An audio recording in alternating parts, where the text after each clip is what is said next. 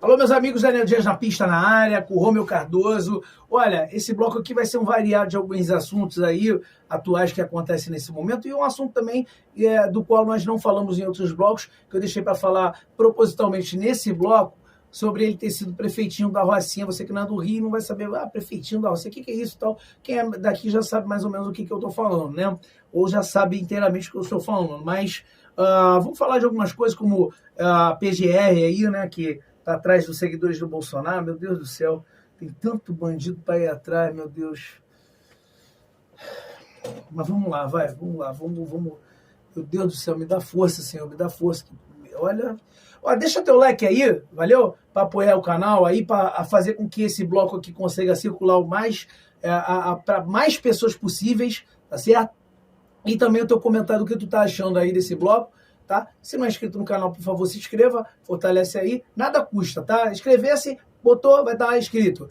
Joinha, botou, vai dar lá, o joinha vai ficar cheio, né? Vai ficar com uma cor azul no joinha, né? O comentário lá, tu vai escrever alguma coisa, beleza? E com isso o algoritmo vai distribuir essa entrevista, tá bom? Posso contar contigo? Então vamos lá.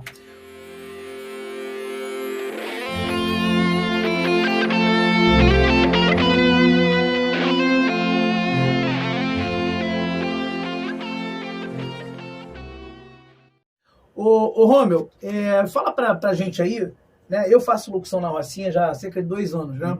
Passo lá na Farmácia Princesa, fazendo já uma propaganda pro meu amigo Rodrigo, né? Que é o que está à frente da Farmácia Princesa, o Gilvan, né? O próprio Fabiano Vieira, né? E geral lá que trabalha lá, que eu quero muito bem esse pessoal, que me trata muito bem, diga-se de passagem. Mas vamos lá. A Rocinha, né? Que eu faço do locução 2 anos lá. Como é que foi a tua experiência na Rocinha? Como é que foi você ser prefeitinho da Rocinha? Explica pro pessoal o que é prefeitinho, né? Prefeitinho é o administrador regional, né? Tem o subprefeito, tem o administrador regional. O Eduardo Paes, ele criou essa nomenclatura de subprefeito no primeiro mandato dele. Foi César Maia, na verdade, César Maia, desculpa. Né? Ele criou e as administrações regionais já existiam já há muitos anos. E tinha muito poder o administrador regional e o subprefeito passou a ter mais poder e demandar sobre os administradores regionais. Mas no caso da Rocinha é diferente, porque a Rocinha é um local onde o Estado... Só lembrando, ele trabalhou na época do Crivella, tá? Sim. Porque ele falou paz, aí o pessoal pode... Na época do que eu trabalhei, foi exatamente a época onde teve uma guerra muito grande lá. O Rogério 157, ele traiu lá o antecessor, a esposa do antecessor, entregou o Comando Vermelho, era ADA, aí teve negócio de nomenclatura lá, e teve uma guerra danada e, meu irmão, não parava, era a polícia subindo lá o tempo inteiro. Tinha dias que eu ia subir o Bica lá, que é era o meu braço direito lá, o Bica do Lava Jato, grande irmão, conhece tudo, um garoto do bem. Falava assim, meu chefe, hoje tá ruim, tá salgado aqui a pista, é melhor você ficar por aí mesmo, não vem não, porque... já tô aqui, Bica. Ele, então tá, então tô indo aí te pegar. Eu ia lá, subia com o Bica, ficava lá em cima. E era assim, era terrível, porque do nada é muito tiro. Quem tá lá é desespero total. A pessoa fica completamente atônita, pensando assim, cara, para onde eu vou? Porque é fuzil, não é tipo estalinho, é fuzil. O tiro passa por qualquer parede daquela lá. Então eu tive essa oportunidade. Quem me indicou para lá foi um grande amigo meu, o vereador Marcelo Ará. Agradeço ao vereador Marcelo Ará pela oportunidade, agradeço ao Marcelo Crivella pela oportunidade, pela confiança. Saí de lá como um dos melhores administradores, segundo moradores dos últimos 17 anos, não sei por que a data 17 anos, mas foi o que me disseram. Eu tive grandes oportunidades, fiz muitos feitos lá, graças a Deus, sem dinheiro, porque a prefeitura não tinha grana. Tudo que eu pedia, o pessoal dizia que não tinha. Tudo que podia ter tinha sido gasto anteriormente por conta das Olimpíadas, de tudo que teve, a Copa do Mundo, Olimpíada e tudo mais. Então, toda a grande estrutura que havia no governo anterior não havia nesse governo do Crivella. Então, realmente era um governo com uma escassez total, era só conta. O Crivella só falava de pagar conta. Que o antecessor tinha deixado, então eu só ouvia isso. Então eu realmente tinha que inventar maneiras para trabalhar. Meu salário ficava todo mês lá, porque eu tinha que pagar o almoço do pessoal da LAS, pagar o almoço do pessoal da SEDAI, para poder os caras fazerem. porque eles não tinham nenhum incentivo, não tinha nada. O Estado realmente passou por uma situação ruim naquela época. Ou seja, quem for sucessor agora de novo do Eduardo Paes já vai pegar uma bomba de novo, não? Pelo que eu estou vendo, vai ser ele mesmo. Não, ele mesmo. Mas imagina, 2 anos dele então seguido, aí quando tem o cara que for substituir ele, meu irmão, o cara tá lascado. Alô, meus amigos, o momento do business no canal Daniel Dias, de quem ajuda a manter o canal, hein? Claro que eu tô falando do meu amigo, meu irmão, o meu parceiro Carlos. E o que o Carlos tem? Celebridade Motopeças e Borracharia. Tu tem moto? Tem? Então, meu amigo, vai no lugar certo. Celebridade Motopeças e Borracharia, na rua Aristides Lobo, 219, no Rio Comprido, região central do Rio de Janeiro. Aberto todos os dias, de segunda a sábado, das 8 horas às 18 horas. E aos domingos, a única que abre aos domingos, das 9 às 14 horas. O telefone para contato é o 21 979 3863 16, 21 979 3863 16. Fala que assistiu aqui no canal Daniel Dias, vai ganhar um baita de um desconto. Bom, a política tem dessas coisas. Se você tem capacidade para se estabelecer, você se estabelece. No caso do Eduardo Paes, ele tem capacidade para fazer o que ele está fazendo hoje. Sim. A articulação dele é inegável. É aquela coisa, ele consegue fazer. Então, assim, mas é ruim, não era... Mas ele conseguiu fazer, ele conseguiu chegar. Então, o povo não tem a informação que precisa. E essa informação é intelectual, a informação de abrir a mente para poder saber o que você quer. Nós temos um presidente hoje que a maioria das pessoas não escolheu. Ele está lá por outros mecanismos. Então, nós temos que saber que mecanismo é esse e de que forma a gente faz para evitar que mecanismos como esse continuem funcionando. Nós vivemos na época das capitanias hereditárias.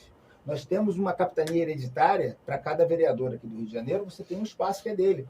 Para cada região do Rio de Janeiro, do Fluminense, do Estado, nós temos uma capitania hereditária para os deputados. Então, cada um ali tem um nicho que é explorado de acordo com a vontade do comandante dele, que é o governador, que é o prefeito. Beira o coronelismo, né? É o coronelismo sem estrelas. Sem estrelas. Entendeu? Então, quando a gente veio conversando, e todas as nossas conversas, toda a conversa que eu tive contigo, me fez pensar muita coisa. Eu fui lá estudar o que você falou a respeito de Ruanda. Sim, sim. Né? Então, assim, mas a Rocinha, tu terminou já da Rocinha? A Rocinha é uma Ruanda. Sim, a Rocinha é uma Ruanda. Mas vamos lá. A minoria manda. A minoria manda. Agora, o que eu queria chegar da Ruanda, que você tem mais alguma consideração da Rocinha, da época? Não, porque é um lugar fantástico. Não, é um lugar fantástico, é um lugar maravilhoso. Eu sou apaixonado. Foi uma grande experiência. Foi a melhor experiência política que eu podia ter na minha vida. Porque realmente ali você conseguiu, já que você não foi eleito nas suas 6 eleições, ali você foi, aspas, né, colocado num lugar onde você administrou. E eu acredito o seguinte, cada um de nós que se candidata a alguma coisa deveria ter a oportunidade ou a obrigação de servir de graça em um lugar desse. Exatamente. Entendeu? Para quê? Para saber onde é que como é que é administrar alguma coisa. Verdade. Então, o que eu estava falando, por que eu estava, a gente entrou na nossa da Ruanda aqui, que vocês podem estar meio assim, né? Ele até colocou da Ruanda aqui, mas era outra coisa que eu ia falar da Ruanda, mas foi pertinente que ele falou. A PGR, né, como eu comecei o bloco falando, né, a Procuradoria-Geral da República, ela agora está querendo ver quem são os seguidores do Bolsonaro, meu Deus do céu. Sabe o que eu acho engraçado? Vamos desabafar aqui, vamos lá.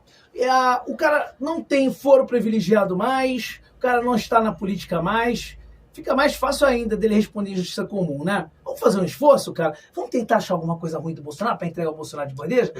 Vamos fazer, vamos ajudar esse pessoal, pô.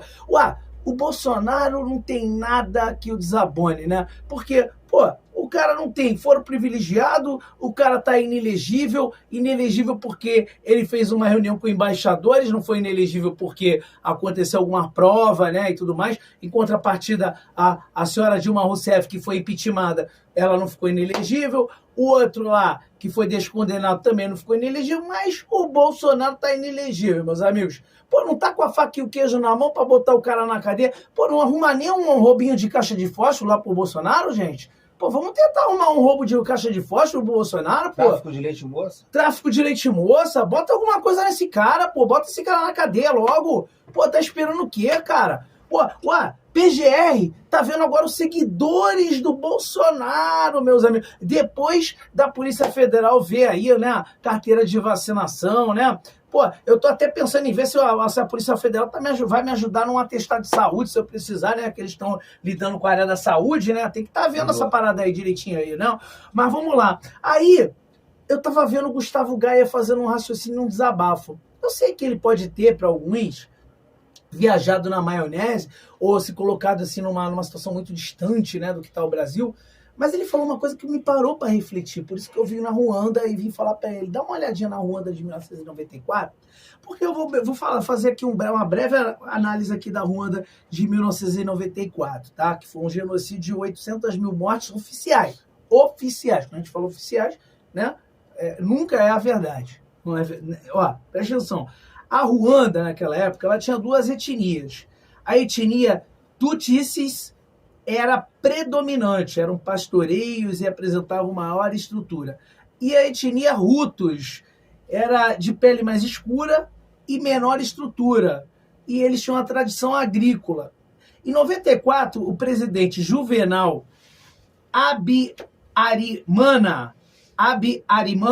Juvenal Abiyarimana, ele foi morto em um atentado de avião que viajava naquela época. No dia seguinte, sem apresentar provas nenhuma. Lembra alguém, não lembra? Talvez o Gustavo Gaia, quando ele começou a viajar, ele não viajou tanto assim, né? Porque sem provas nenhuma apresentadas, né? O genocídio começou.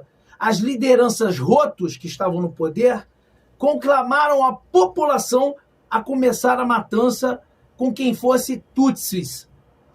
Um total de 800 mil mortes oficiais. Tinham pessoas, meus amigos, saindo com facas. Pessoas, assim, normais. Ele era Tutsis, né? E eu era Hutus, né? Da ocasião do governo, né? E aí a liderança lá do governo, não, pega! E eu vou lá, pego um facão e vou atrás do cara e bromba. Aconteceu isso em 94, 3 meses seguidos, maior genocídio, assim, em pouco tempo, né? 3 meses, 800 mil mortes oficiais. Exterminado, né? Exterminado.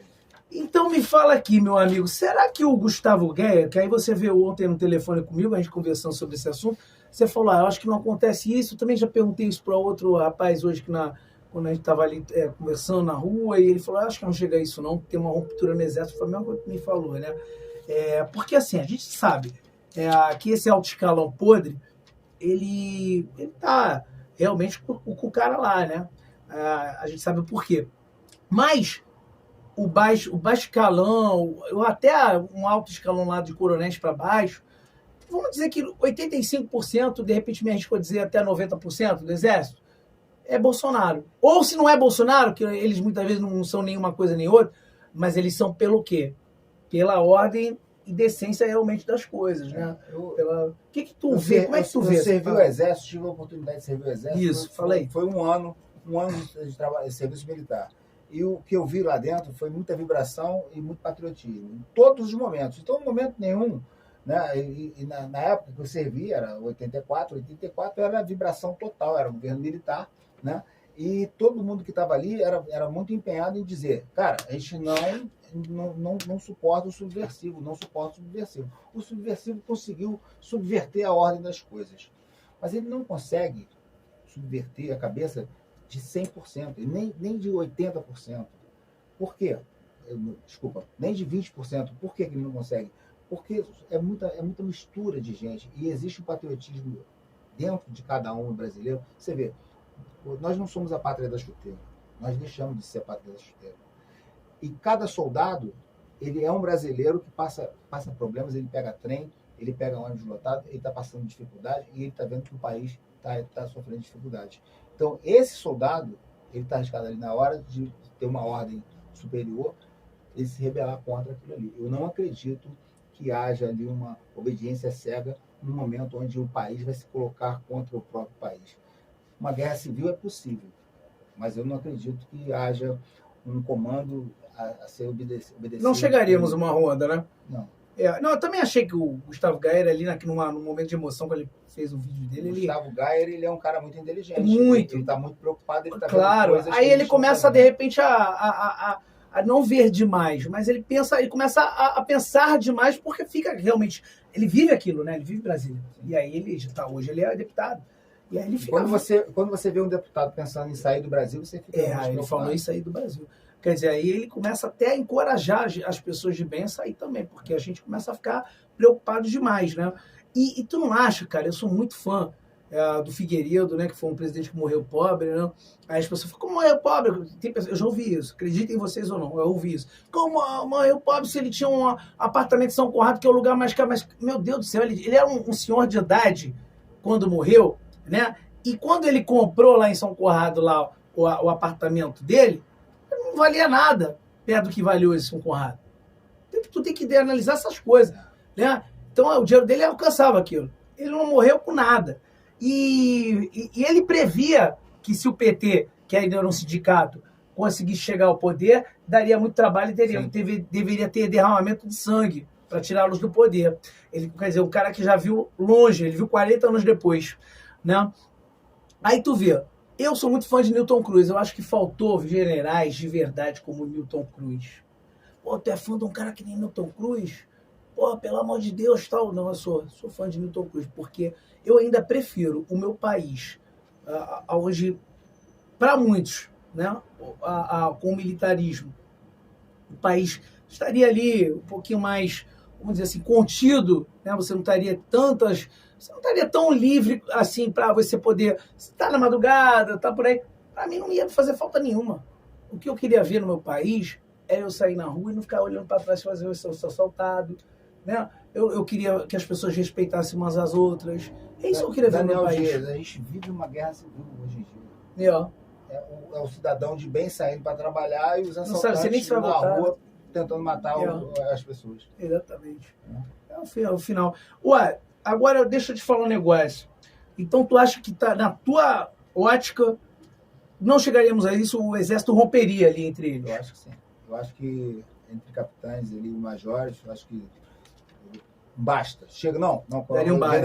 General, não dá, general. Isso aí não dá para ser feito. Não dá para ser feito. Cumpra a ordem, não sei o que lá. Não, general, isso não dá, general. Isso aí vai estar matando, é genocídio contra... Acho que alguma coisa exterior vai acontecer. Acho que o mundo vai olhar. E o Carbarral, cara? Tu tem esperança? Eu tô com muita esperança de que esse camarada aí vai abrir a boca e alguma coisa vai respingar para cá. Vai mudar aí no meio do caminho. Para Venezuela vai dar ruim, né? É o polo. Para Venezuela vai dar ruim. Vamos torcer pro frango. Vamos torcer. Cara, para terminar, tu sabe que o pastor Anderson Silva ele tá preso hoje porque ele fez uma oração que o Gilvan da Federal, que é um deputado que eu também acompanho muito, sigo muito, né? Caras que eu aprecio muito, o Fernando Holliday. O Fernando Holliday, ele é negro e homossexual, declarado. Ele poderia, nesse mundo de mimimi, um moleque novo, 28 anos de idade, é vereador de São Paulo, certo? Ele poderia ser vítima 2 vezes, né? Se ele seguisse a geração dele, ele seria vítima 2 vezes, porque ele é, eu sou negro, eu sou homossexual. Seria vítima 2 vezes, cara. E não é, o cara brilhante, vai pra cima, fala que é contra a cota. Eu vi ele dando um baile naquele cara que só fala abobrinha, o Mano Brown do Racionais. Gostei muito da música dele, não vou falar que não, quando era moleque, né? Mas só fala besteira esse Mano Brown. É um dos recordistas em falar besteira. Porra, ele falou lá chamou ele pro podcast dele, Mano Brown, o Fernando Holliday, e foi indagar ele, por que você é negro e é contra cotas? Pô, ele deu um baile, cara. Acompanhem o Fernando Holliday, que ele dá um baile quando ele fala de cotas, tá certo? Então, o que acontece? Ele fala da inclusão social, né? A inclusão social para pretos e para brancos que são pobres, de igual. Porque o mesmo acesso que um branco pobre e um negro pobre tem é o mesmo, nenhum, né? É isso que tem que ser falado, meu amigo, minha amiga. Não é ficar aqui... ele falou assim, o escravo, ele era comprado pelo estereótipo. Os dentes fortes, a musculatura forte, né? Canela fina, tal. Quer dizer, era o quê? Era uma inclusão dos escravos, que quando o senhorzinho ia lá comprar, né? Um escravo, esse absurdo, né? Que é comprar um ser humano, pelo que ele se mostrava. Então é a mesma coisa. Como que tu vai comprar, vai botar alguém na faculdade olhando para a pessoa pelo estereótipo dela de cor? Não. Tu tem que entender o que a pessoa vive, né? um branco e um negro podem viver em situações muito ruins, né? Ambas, né? Tem até brancos que vivem pior do que alguns negros, né? Em determinados casos, se botar ali 10 negros e 10 brancos ali, e de repente um branco ali tem uma condição a pior de todas. Sim. Então, não tem nada a ver uma com a outra, tem que ter inclusão social. Desde cedo, o branco e o negro pobre tem que ter acesso. É isso que tem que ser feito nesse país, que nunca foi feito, tá certo? Perfeito, né, meu amigo? Então, o Gilvan da Federal, outro cara que eu sigo muito, que ele estava falando desse absurdo do pastor Anderson Silva, que foi preso, porque ele falou apenas, né? Aí vem evangélico falso, evangélico que vota no Lula, né? Então, que nem vem me falar, você está desejando mal. Que desejando mal, meu amigo? Desejando mal, se ele me dá um soco agora aqui, eu desejar para ele morrer. Por causa que ele me deu um soco. Vai doer o soco, mas eu não tenho direito de desejar para ele morrer. Agora, para um inimigo, para um anticristo, o cara que é um anticristo, eu tenho todo o direito de desejar que Deus o leve. Pô, o cara que ele está de acordo com a agenda de aborto, com a agenda da droga, com a agenda eu não tenho vergonha de ser chamado de comunista porque eu sempre combati a família. Pô, cara, você que tem família e defende esse cara, você não tem um pingo de noção, não? De olhar e falar assim, pô, tá falando contra a família. Imagina se coloca se fosse a tua família. Pô, é brincadeira. Aí o pastor é preso porque ele fala da oração do salmista, imprecatória, que deveríamos orar de forma imprecatória, a oração do salmista. Senhor, mata os meus inimigos. Naquela época era a coisa mais normal do mundo, né? Que Davi ia lá e orava para Deus, né? Como ele venceu Golias, que era infinitamente maior que ele, Davi, era normal. Agora fica esse mimimizinho aí de um monte de hipócrita falando. Mas eles podem falar da boa cova, da boa bala. Exatamente. Exatamente. Que nem o Nicolas Ferreira falou para uma petista, né? Pra variar, tem que ser, ou pessoalista. Aí chega lá e fala assim, pô, é engraçado. Se eu falo que eu não gosto do banheiro de gênero, o banheiro unissex, né? Eu não gosto do banheiro unissex, eu sou homofóbico. Mas se você fala contra o que eu acredito, você não é bibliofóbica. Porque a esquerda pode tudo e a direita não pode nada. Né? Então a gente está vivendo esses tempos, né? Tempos muito difíceis de serem vividos. Alguma consideração final aí em relação a isso que eu falei do pastor Anderson Silva? Alguma mensagem que você queira dar? Essa perseguição ela é natural, até porque está na Bíblia. Está na Bíblia, tem que se cumprir. Então, já me batizei, já fiz a minha tatuagem, Jesus Cristo. Então, assim, eu estou aqui, eu sou Senhor, estou aqui às ordens de Deus, ao que Deus mandar para a gente, eu estou aqui para obedecer. E é isso, desejo que o mundo melhore, desejo deixar minhas filhas melhores para esse mundo e que esse mundo, aos poucos, melhore um pouco, se é que há possibilidade, pelo que a gente vê acontecendo naturalmente, né?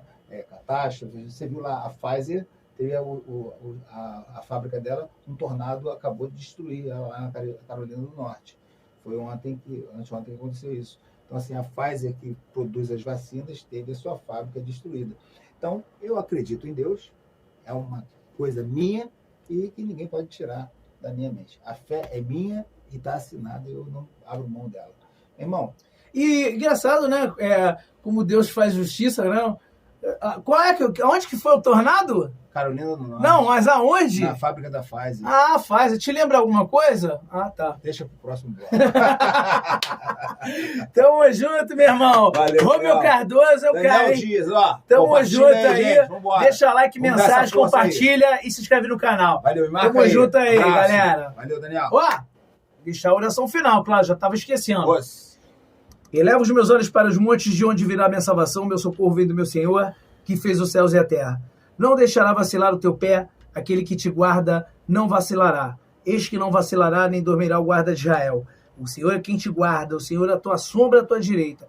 O sol não te molestará de dia, nem a lua de noite. O Senhor te guardará de todo mal, guardará a tua alma, guardará a tua entrada, a tua saída, desde agora e para todo sempre. Amém. Amém. Tamo junto, galera. Valeu, Daniel. Valeu demais. Tamo junto. Tamo junto. Os.